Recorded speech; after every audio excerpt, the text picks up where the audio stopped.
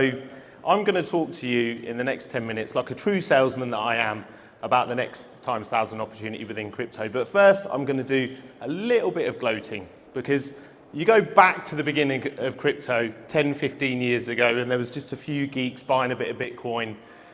There wasn't a lot of flexing that you can do, but with a group of people like this, it's an opportunity for us to be really arrogant and boast about, being early in the industry. So hands up if you bought Bitcoin before 2010. No one. So I was very lucky. In the late 2000s, when Bitcoin reached $1, I remember thinking this could be really serious. And I consciously made the decision to buy 500 Bitcoin. I thought £500, I can give it up, no problem. And $500, terrible maths. At the time, actually, the rate was about 1.7. You got a fantastic deal. I'm also a technophobe. So after 4 hours of trying to work out how you actually buy cryptocurrency, how you hold it, how you don't get robbed, how you don't end up on Silk Road and in prison, I gave up. So I made the decision before 2010 to buy 500 Bitcoin, but unfortunately I didn't execute on it. I don't want you to miss out on that opportunity, right? And the next big opportunity within crypto, the next time 1,000 opportunity, is in decentralized trading, and I'll explain to you why. So back to the beginning, you've heard my sob story, which, by the way, I backed up again, but this time it was £5,000. Me and a friend, specifically in 2016, we agreed to buy $10,000 worth of the Ethereum between us. We then got distracted and didn't follow it through. So I've many times over been a millionaire within this industry, but haven't executed. I don't want you to be like me, right? But all joking aside, why has Bitcoin been hugely successful? The technology is fantastic, right? The future that blockchain can bring is we wouldn't be here unless we all believed in it. However, there's probably something a bit more, I think there's something a lot more emotional behind why Bitcoin has been successful. And it's that word decentralization. And what does decentralization mean, really, right? And in truth, decentralization is about us taking the power back, right? If we think about the way money is managed globally, central banks, yeah? That is how your liquidity is managed. That is where your security of the money that you have in the bank and every other asset that's pinned to it is controlled. And people are angry, let's be honest, right? We've had centuries and centuries of centralization of liquidity, and Bitcoin was the great white hope. It was going to release all of that and bring the power back to the people. Now, very questionable about how really decentralized it is when you look at the distribution of it, but at least the message was there, and that's what we all bought into, and that's what I should have bought into back in 2009, and I didn't, but here we are, and it's been hugely successful. Now, when you have success, naturally then comes a drive towards scale, and you want to take this fantastic opportunity, you want to scale it, and then came the centralized platforms. What could go wrong, right? And we look back at 2022, you can see that in looking for scale, you give up decentralization. In exchange for scale, you hand the keys over to somebody else. And we can see that we've had 3 huge crashes within 2022. When you look at, I actually launched a protocol a week before Terra Luna happened. Obviously, again, fantastic in terms of timing, but we've done very well. Actually, we 6x'd in a very difficult market. And then you had Celsius, and then we've had FTX, and then all of the public fallout. And that's cost us trillions, right? It's cost us trillions not only in the losses of those businesses, it's cost us trillions in the shockwaves, and it's cost us an unmeasurable amount in terms of the reputational damage that it's done to the industry. So it sounds like a bit of a sob story. But if we think about the opportunity that's come from that over the last 18 months, if you think about the success stories, we're seeing this boom of decentralized platforms. Now, if I look at some of the market leaders in the industry at the moment, you'd be forgiven for thinking that I kind of wish I'd got in 2021, that you've missed the boat. But if you think that, you're a bit like me in 2010, where you think mañana, we'll get in later on. There is a huge opportunity there, and I'll explain why. I'm assuming lots of people here will know, but I'll explain the difference between a centralized trading platform in simple terms and a decentralized trading platform. A centralized platform, if you're going to trade derivatives or perpetuals, you're going to hand over your money. The second you hand over that money, it is no longer your money, yeah? We see SBF being dragged through the coals and all of these stories, but the truth is, apart from all of this stuff they're pinning on him, as soon as you give that guy your money, it's now his money. It's not your money anymore. It's gone. Now, there's benefits to that. As soon as you give the custody of your money to an organization, they're able to drive additional value from it and create value for you as a user. The downside risk being it is no longer your money. You have a complete lack of transparency. You could spend decades learning to be the best trader you possibly could be, and you lose it all whilst you're asleep. And that's what happens when a central exchange fails. So the fear and also the evidence of that happening has driven this drive towards decentralized platforms. So what's the fundamental difference, right? When I give my money to that centralized platform, not only is it theirs, but it also becomes liquidity. And they use that liquidity as leverage for traders. So as a trader, when I win on a central platform, the platform loses, right? It's an uncomfortable truth. When I lose on the platform, they're winning. And ultimately, that's how they make money. Look at the stats. Most traders lose money. It's a fact. Well north of 9 out of 10 when you look at averages over a long period of time. So that's how they make their cash.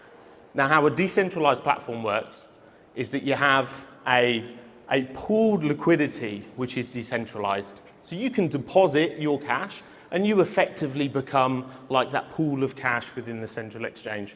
You know, that liquidity is then used as leverage for traders. And when you use one of these decentralized platforms, if you're winning, the LP is hurting. If you're losing, then the liquidity pool is winning, and that's how it works.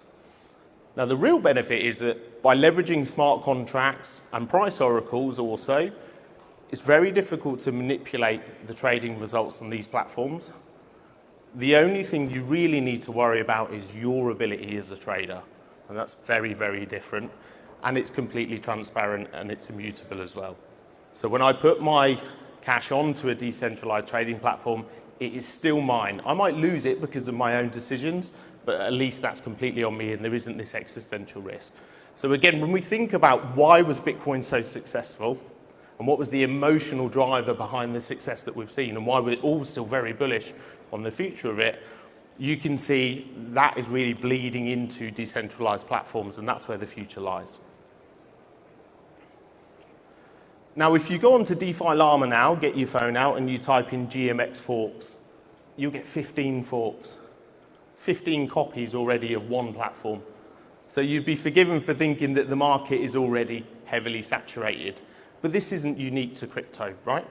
If you look at telecoms, if you look at IT, any industry that moves up very quickly, that has huge opportunities, has many new entrants, and over time those entrants will fizzle away and you will end up with 4, 5 or 6 main players within the industry. And we think about the scale of the opportunity. So you've just gone into DeFi Llama, you've just seen there's 15 GMX forks. There's 60 different platforms that I can trade on from a decentralized point of view. But still, if you just look at the volume on the top 10 central exchanges, the volume on decentralized platforms is still only 10% of that. I don't believe all of these people would be sat in this room if they didn't believe that crypto has another 10x at least to do. So even at current levels and the market 10xing, there is a huge opportunity there for decentralized platforms. Now, as more people buy into that self-control of your liquidity rather than handing it over to someone else, that's where we're going to start to see these decentralized platforms really start to eat into the real volume that's available. So it looks like a huge opportunity, a fantastic opportunity, and you are extremely early.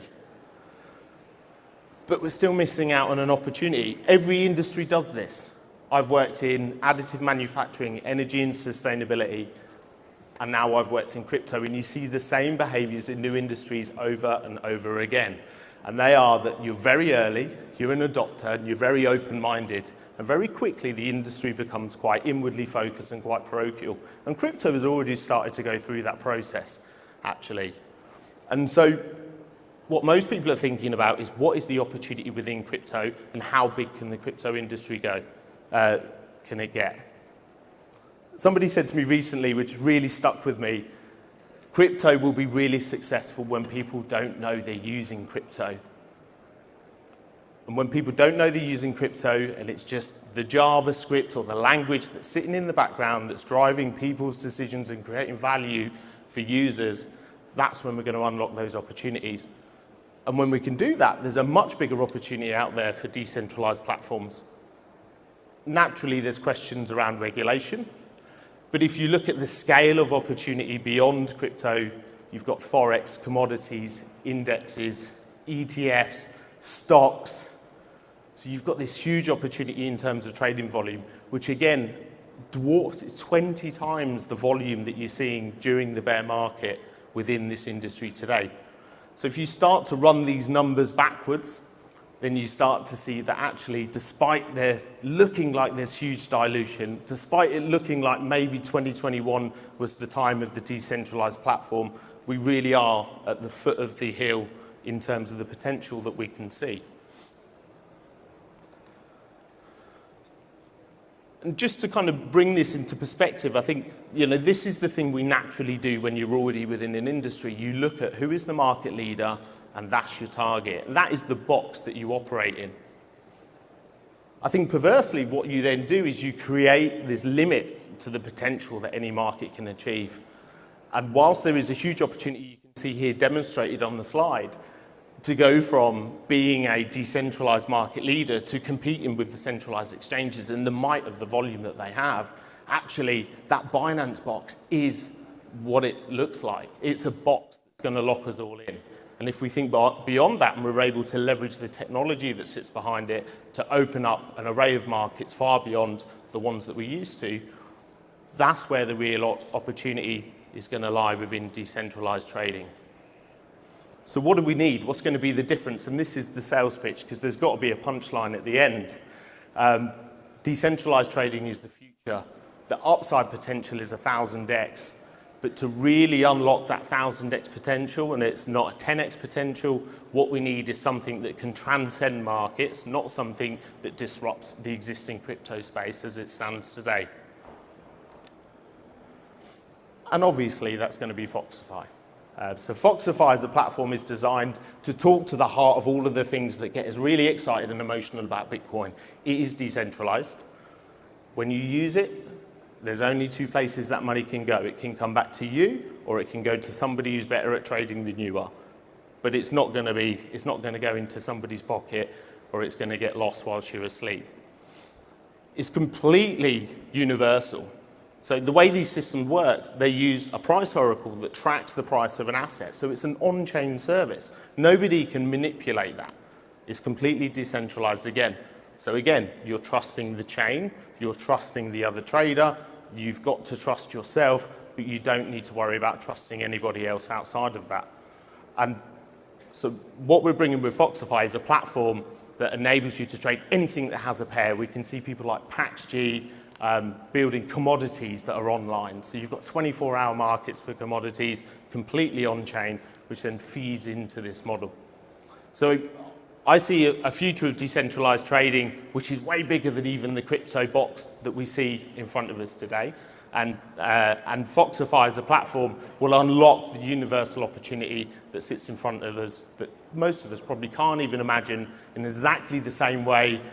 If I could really imagine the future, then I wouldn't have bottled my technical research on Bitcoin back in 2009. And I probably wouldn't be stood here. I'd be sat on the beach somewhere enjoying myself, to be honest. Okay? So I'll open up for questions.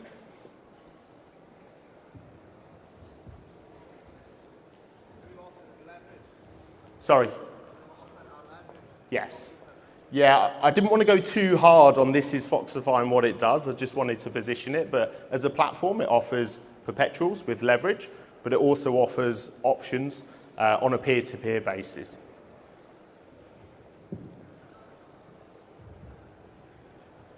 Any other questions? Hello. Are you going to follow the same model as GMX with a pool? Are you going to have the same model as GMX with the pool, or an off-chain order book like DYDX? Or? Yeah. It would be like, I suppose there's two pieces actually. So the way Foxify works, if you think on the perpetual side, you've got a pool which you can deposit in, and you can earn blue chips and stables from that pool by providing liquidity in exactly the same way. But that feeds actually into a much bigger model. And on the options side, in fact, the liquidity comes from the fact that, let me go back slightly. So within the GMX model, you can provide liquidity into a pool, and you are, you are on the other side of the trade, if you like, but in an aggregated way. With Foxify, you're able to be a market maker whether you've got $10 or $1 million. So that actually enables you on options to provide liquidity against certain options on the platform, so that you can choose individually what risk level you want, and then have a more direct impact on your potential returns for providing liquidity. Does that make sense? Yeah. Well, with GMX, you've got the risk of market volatility, because half the pool is Bitcoin and Ethereum. Yep. Vela, which launched recently, they've got quite an interesting pool, which is 100% stablecoin, so it's delta neutral. Yep. Which is quite a clever idea. Seems to be a sort of new, improved version of and they're trying to do Forex. So what stage are you at? Sorry, what's your roadmap? We launch in June. Yeah. But it seems like you know a lot about the platforms on the market, so I'd love it if you'd come by. Yeah, I've been playing around as a liquidity provider. Oh, fantastic. I'll You're the guy. Come and see us. Come and see us, absolutely. But yeah, no, we do. So we see having multiple liquidity pools actually, so that the liquidity provider can choose their own risk profile, and obviously reward is paired with risk, right? Thanks. Okay. I'll look for you afterwards. Thank you. So I think I'm about to be kicked off the stage. So unless there's any final questions, I'm going to knock it on the head and just say thank you very much for for taking the time to listen to me. Just a quick one. You mentioned about decentralization, but there's often confusion around custody of assets and decentralization. Yeah. So are you saying that Foxify is not a central point of failure with Foxify? No, it's 100% smart contract driven. It's a term that if you're not in crypto sounds a bit scary, but it's trustless. So there is only one exit point for any liquidity within the contract. That's either back to a staker if it's in the liquidity pool, or to a successful trader on the trading side. Thank you. We good? Fantastic. All right. We've got another hand over here. Do we want to?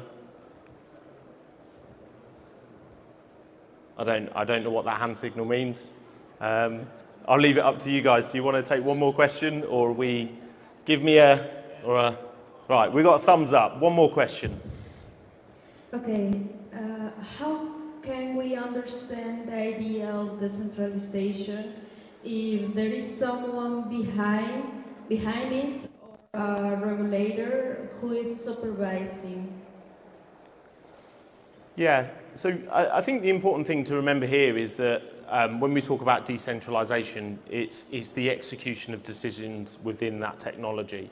And when you look at a trading platform, you've got the access to the funds. So actually, if you think about peer-to-peer trading or even perpetuals, when I enter into a trade, I'm making a decision that I'm happy to hand that over on certain terms that are hardwired into the contract. So nobody can come and change those terms on me, right? The cash is only coming back out of the platform if those terms are met. And unfortunately, if those terms go against me, then obviously I can lose those funds to either the liquidity pool or another trader. The other part is actually how do you make decisions? And there's been a history actually of certainly options platforms getting really bad reputations where they run their pricing decisions off-chain, and then the question of potential manipulation comes in. Or if the platform is in a position where the platform sets the rate for an option, then again, you've got the question there of a conflict of interest. With Foxify, the decision making is completely on-chain, so it's on-chain services like Chainlink that are tracking the price of assets. And the smart contract is completely immutable, so the rules cannot be changed whatsoever. And the rate is set by the market, in fact. You know, the chap here in the front row, he could offer a rate on Ethereum being plus 3% in 24 hours' time, and I could come along and better his rate. And you know, so ultimately, again, it's the user of the platform that's creating the market rather than the platform itself. Hopefully that answers the question. Good. All right. Cool. Thank you very much.